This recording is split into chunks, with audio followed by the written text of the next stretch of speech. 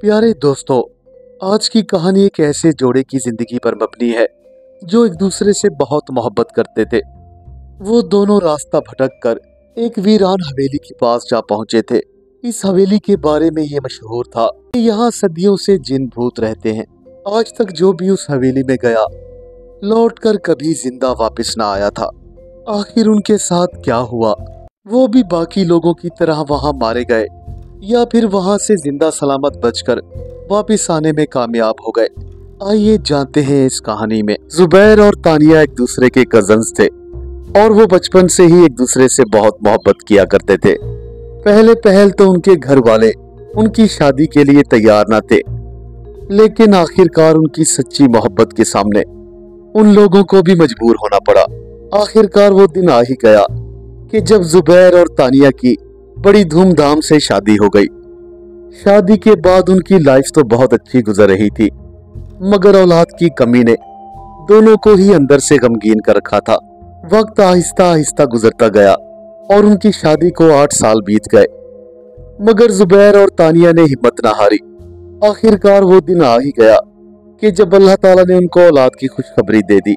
जल्द ही तानिया ने एक प्यारी सी बच्ची को जन्म दिया, जिसे पाकर वो दोनों मियाँ बीवी खुशी से फूले न समा रहे थे।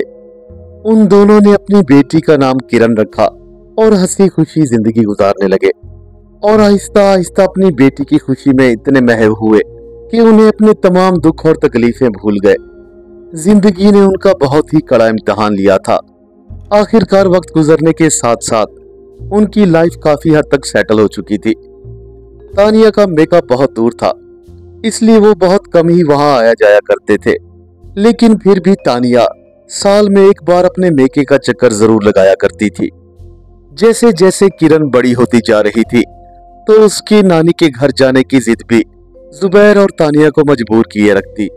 इस बार जैसे ही स्कूल्स को गर्मियों की छुट्टियां हुई तो नन्ही किरण ने अपनी नानी के घर जाने की जिद लगा दी।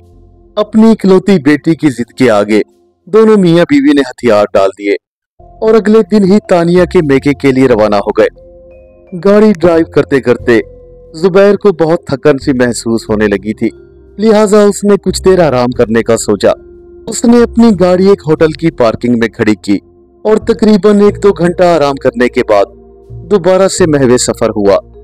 वो इस वक्त चंदरपुर की एक कच्ची आबादी से गुजर रहा था, जहां पर एक पुरानी हवेली मौजूद थी।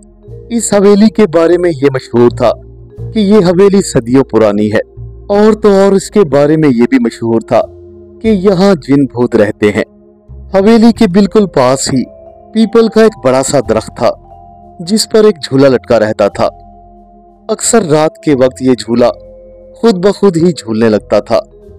आसपास के रहने वाले लोग झूले के इस शोर से तंग आ चुके थे, और शाज़ो नादिर ही कभी ऐसा होता था कि अहले इलाका इस हवेली के पास से आ गुजरे। जब भी ये झूला झूलता तो इसकी खौफनाक आवाज पूरे इलाके में गूंज उठती। लोगों के मुताबिक कोई अनदेखी मखलूक तमाम रात उन्हें परेशान किए रखती है। कभी तो यहाँ से हंसने की आवाजें आती हैं तो कभी रोने की, लेकिन जुबैर इन सारी बातों से लाइल्म था। वो मुसलसल अपनी गाड़ी दौड़ाए जा रहा था। जुबैर, मुझे तो लगता है कि आज हम रास्ता भूल गए हैं, नहीं तो अभी तक हम लोग वहां पहुंच चुके होते। तानिया की आवाज जुबैर के कानों से टकराई। शायद वो मुसलसल सफर करके थक चुकी थी। जुबैर ने एक गहरी लंबी सांस ली और तानिया की जानिब मैनीखेज नजरों से देखा। तानिया की इस बात ने उसे वाकई हैरत और परेशानी में डाल दिया था। इतने में मासूम किरण की आवाज भी गाड़ी में गूंज उठी। पापा, मुझे तो डर लग रहा है। ये तो सारा जंगल है, कहीं ऐसा ना हो कि कोई जंगली जानवर या फिर शेर हमें खा जाए। किरण को खौफजदा होता देखकर जुबैर ने एक जोरदार कहका लगाया। अरे नहीं नहीं बेटा, ऐसा हरगिज नहीं होगा। ये जंगल नहीं बल्कि एक गांव है। यहाँ आसपास बहुत से लोग रहते हैं। वो देखो, सामने लाइट नजर आ रही है। जुबैर ने हवेली के बाहर लगे हुए खंबे की जानिब एक बल्ब की तरफ इशारा करते हुए कहा। तुम लोग फिक्र ना करो, जरूर कोई आसपास होगा। इतना कहकर जुबैर ने फिर से गाड़ी की स्पीड बढ़ा दी। कुछ दूर जाने के बाद न जाने क्या हुआ कि जुबैर की कार खुद ब खुद ही बंद होती चली गई। अरे अरे जुबैर, ये गाड़ी क्यों बंद हो गई? पता नहीं यार, एकदम नई गाड़ी है। खैर तुम परेशान ना हो। इतना कहकर जुबैर अपनी सीट बेल्ट खोलकर गाड़ी से नीचे चला गया और इंजन रूम खोलकर उसका मुआयना करने लगा। बज़ाहिर तो उसे गाड़ी में कोई खराबी नजर ना आई, लेकिन वो इस बात पे परेशान था कि आखिर नई गाड़ी एकदम से कैसे बंद हो गई। वो भी इसी परेशानी में था कि तानिया की नजर अचानक हवेली की जानिब उठी। अरे जुबैर देखो तो, वहां एक बहुत पुरानी हवेली है। चलो आओ चलते हैं और इस हवेली को देख के आते हैं। तानिया ने एक्साइटेड होते हुए हवेली की जानिब इशारा किया। अरे हाँ यार तानिया, तुम ठीक कहती हो सकता है कि वहां हमें कोई मदद करने वाला मिल जाए। चलो आओ देखते हैं। जुबैर ने अपनी गाड़ी लॉक की और किरण को लेकर हवेली की जानिब बढ़ने लगा। इस हवेली को देखकर तो ऐसा लगता है कि यहाँ सालों से कोई नहीं आया होगा, तानिया ने खतरे घबराए हुए लहजे में कहा। लेकिन जुबैर ने उसकी बात को कोई अहमियत न दी। बज़ाहिर तो ऐसा ही है, लेकिन ऐसा मुमकिन नहीं हो सकता कि यहाँ कोई ना रहता हो। आखिर भाई इतनी बड़ी हवेली है, कोई ना कोई तो इसकी हिफाजत के लिए मौजूद ही होगा। हवेली के पास पहुंचकर जुबैर ने हवेली के दरवाजे पर दस्तक दी। कोई है क्या? हमें थोड़ी मदद मिल सकती है। दरवाजे पर दस्तक देने के बाद जुबैर ने जोर से आवाज दी, लेकिन अंदर से कोई भी जवाब ना आया। ओ शिट यार, मेरे ख्याल में तुम सही कहती हो, यहाँ कोई नहीं रहता। लेकिन खैर एक बार और ट्राई करने में कोई हर्ज नहीं। इतना कहकर जुबैर ने जैसे ही अपना हाथ दरवाजे पर दस्तक देने के लिए बढ़ाया तो हवेली का दरवाजा खुद ब खुद ही खुल गया। अचानक से एक ज़ईफा खातून नमूदार हुई। उसके हाथ में एक पुरानी सी, बल्कि सदियों पुरानी सी एक लालटेन थी। वो लाठी के सहारे चलती हुई लरसते हुए कदमों के साथ जुबैर और तानिया के बिल्कुल सामने आ खड़ी हुई। बुढ़िया के चेहरे पर पड़ी हुई झुर्रियां ये चीख चीख कर बता रही थी कि उसने कई दहाइयां देखी हैं। कौन हो तुम? उसने अपने हाथ में पकड़ी हुई लालटेन जुबैर के चेहरे के करीब करते हुए पूछा, जैसे उसे पहचानने की कोशिश कर रही हो। अम्मा, मैं जुबैर हूँ और ये मेरी बीवी तानिया है। हमारी कार यहीं सामने खराब हो गई है और रात भी काफी हो चुकी है। क्या हम यहाँ सुबह तक रह सकते हैं?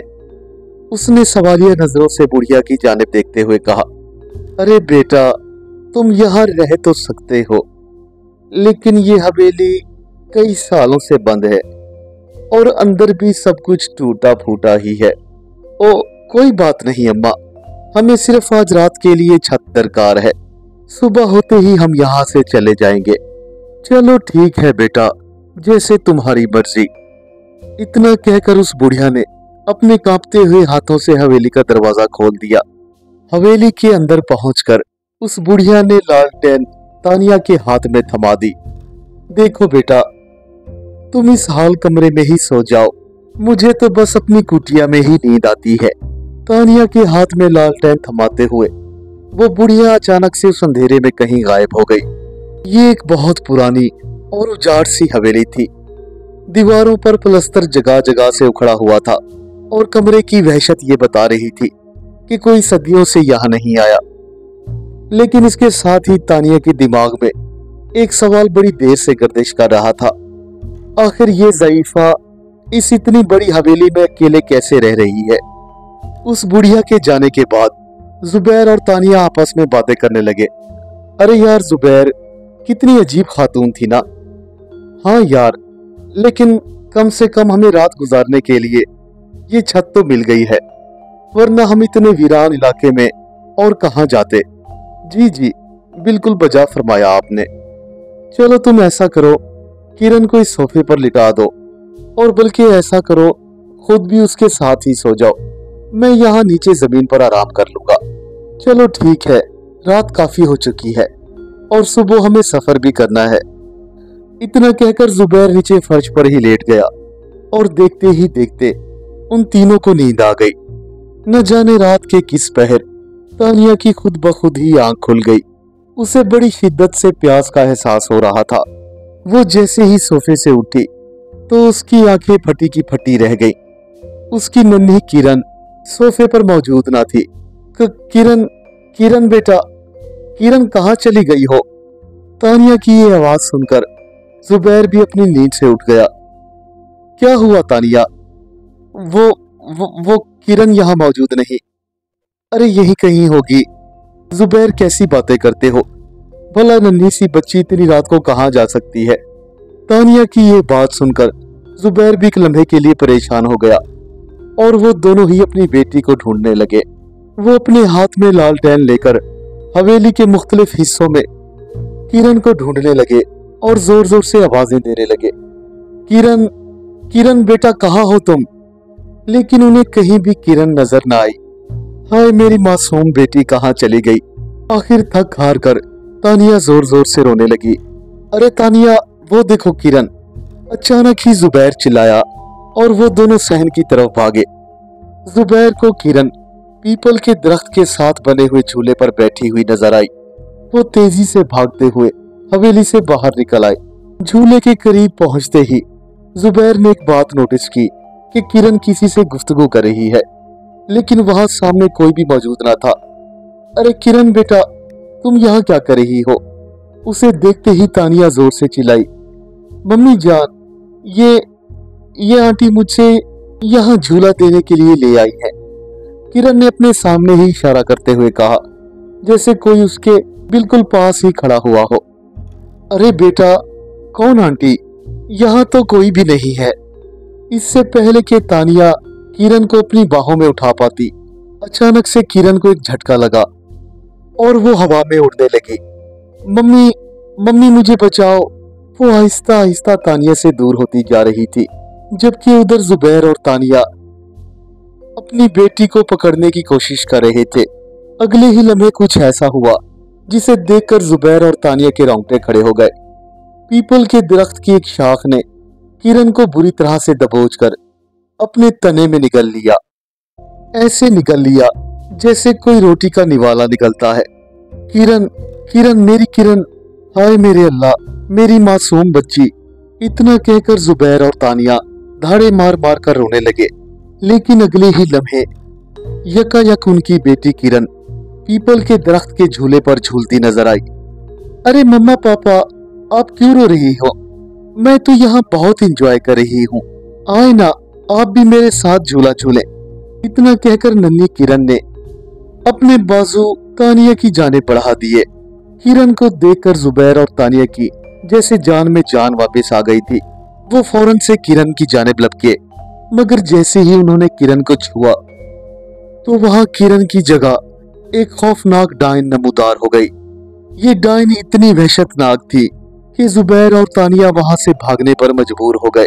वो दोनों तेजी से भागते भागते फिर से हवेली के अंदर चले गए और वो डायन भी झूले से उतरकर उनके पीछे पीछे हवेली के अंदर दाखिल हो गई। देखते ही देखते पूरी हवेली का मंजर तब्दील हो गया। अब तक जहां बेयाबान और उजाड़ खंडर नजर आ रहा था, वही जगह अब नई नवेली हवेली में तब्दील हो चुकी थी। जितना भागते हो भाग लो, लेकिन मैं तुम लोगों को यहाँ से जाने नहीं दूंगी। तुम लोग खुद ही मेरी हवेली में दाखिल हुए हो, भला अब तुम्हें मुझसे कौन बचाएगा? जुबैर और तानिया हवेली की सीढ़ियों की जानिब भागे। जुबैर, मुझे लगता है कि ये डाइन हमें नहीं बख्शेगी, तानिया ने रोनी सी सूरत बनाते हुए कहा। हा हा हा हा, सही कहा तुमने, मैं तुम्हें हरगिज नहीं बख्शूंगी। डाइन की आवाज तानिया के कानों से टकराई। शायद उसने तानिया की बात सुन ली थी। इतना कहकर उस डाइन ने अपना हाथ बढ़ाया और तानिया को गर्दन से दबोच लिया। तानिया अपनी जान बचाने के लिए जिद्दोजहद कर रही थी, लेकिन अब ये सब फजूल था। देखते ही देखते उस डाइन ने जुबैर को भी अपनी लपेट में ले लिया और दोनों को हवा में उछाल उछाल कर जमीन पर पटकने लगी। जुबैर और तानिया को अपनी मौत यकीनी नजर आने लगी। देखो, खुदा के लिए हमें छोड़ दो और हमारी बच्ची हमें वापस कर दो। हम कभी भूल कर भी तुम्हारी हवेली में वापस ना आएंगे। प्लीज छोड़ दो हमें। आखिर हमने तुम्हारा क्या बिगाड़ा है? तानिया ने अपने हाथ जोड़ते हुए कहा। ये तो तुम्हारी गलती है कि तुम मेरी हवेली में दाखिल हुए, और ये बात याद रखो, जो भी यहाँ आया है आज तक जिंदा बच के वापस नहीं गया। जुबैर ने अपने बड़ों से सुन रखा था कि डाइन की जान उसके बालों में होती है। अगर उसकी चुटिया को काबू कर लिया जाए तो वो बेबस हो जाती है। ये ख्याल जहन में आते ही जुबैर ने फौरन से ही डाइन की चुटिया में हाथ डाला और उसे जोर से मरोड़ दिया। डाइन की चुटिया जुबैर के हाथों में आते ही उसके मुंह से एक जोरदार चीख निकली, छोड़ो मेरे बाल, नहीं तो मैं तुम्हारा खून पी जाऊंगी। डाइन ने फौरन ही अपने दांत कटकटाते हुए कहा। उसे देखने से साफ अंदाजा हो रहा था कि वो बड़ी तकलीफ में है। मैं कह रही हूं, मेरे बाल छोड़ दो। नहीं, नहीं छोड़ूंगा। अरे तानिया, तुम यहां से भागो। इतना कहकर जुबैर जोर से डाइन के बाल मरोड़ने लगा। छोड़ दे, छोड़ दे मेरे बाल, मैं तुझे मार डालूंगी। वो जुबैर को जमीन से उठाकर दीवारों के साथ पटकने लगी, मगर जुबैर भी अपनी धुन का पक्का था। उसने भी हार ना मानी और डाइन की चुटिया को काबू किए रखा। अचानक से जुबैर के हाथों में पकड़ी हुई लालटेन का कांच टूटा तो डाइन एकदम से डरकर पीछे हट गई। उसने जुबैर को छोड़ दिया। न, न, नहीं, नहीं, नहीं। इससे पहले कि डाइन कुछ बोल पाती, जुबैर इस सारी कैफियत को भांप गया। उसने अपने हाथ में पकड़ी हुई लालटेन तेजी से डाइन पर दे मारी। अगले ही लम्हे पूरी हवेली डाइन की चीखने की आवाजों से गूंज उठी। देखते ही देखते डाइन के पूरे जिस्म को आग लग गई और वो बुरी तरह से इधर उधर भागने लगी। जैसे जैसे डाइन जल रही थी, उसके मुंह से चीखे और आग के शोले आसमान की जानिब बुलंद हो रहे थे। डाइन को उस हाल में छोड़कर जुबैर तेजी से हवेली के बाहर की जानिब भागा। बाहर आकर उसने देखा कि तानिया पीपल के दरख्त के पास खड़ी हुई रो रही थी। जुबैर को जिंदा देखकर उसके चेहरे पर खुशी के आसार नुमाया हुए। वो भागते हुए जुबैर के गले लग गई और दोनों फूट फूट कर रोने लगे। वो दोनों तो जिंदा थे, लेकिन न जाने उनकी किरण कहाँ चली गई थी। जुबैर, मेरी किरण, अल्लाह ने इतने सालों बाद हमें औलाद से नवाजा था, लेकिन हमने अपनी लापरवाही की वजह से अपनी औलाद को खो दिया। काश, काश कि हम यहाँ आते ही ना। इतना कहकर तानिया फिर से फूट फूट कर रोने लगी, लेकिन अगले ही लम्हे किरण की आवाज उसके कानों से टकराई। मम्मा, किरण, मेरी जान, तुम कहाँ चली गई थी? किरण को अपने सामने देखकर तानिया तेजी से उसकी जानिब भागी और उसे अपनी गोद में उठा लिया। वो अपनी इस नन्ही परी को दीवाना वार चूमे जा रही थी। ये देखो जुबैर, ये हमारी किरण है, हमारी किरण जिंदा है। तानिया को जैसे अपनी आंखों पर यकीन आ रहा था। अरे ऊपर वाले का लाख लाख शुक्र है कि उसने हमारी जान बचा ली। चलो जल्दी करो, यहाँ से निकल चलें। इतना कहकर जुबैर ने फौरन से किरण को अपनी गोद में उठाया और वो दोनों गाड़ी की तरफ भागने लगे। गाड़ी में बैठते ही जुबैर ने फौरन से गाड़ी लॉक की और गाड़ी को स्टार्ट करने की कोशिश करने लगा।